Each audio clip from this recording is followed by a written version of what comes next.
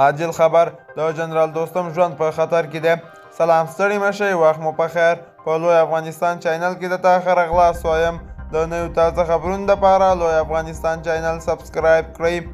عاجل خبر د جنرال دوستم ژوند په خطر کې دی.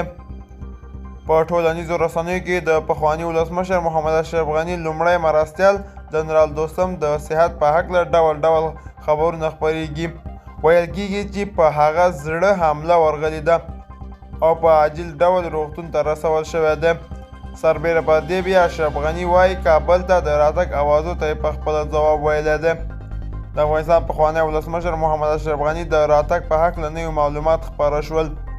بي بي سي خبر ورکړی دی چې د اشرف غني ته نږدې کس ورته د هغه له قوله ویلي دي چې اشرف غني په اوس وخت کې د افغانستان ته د راتګ پلان نه لري.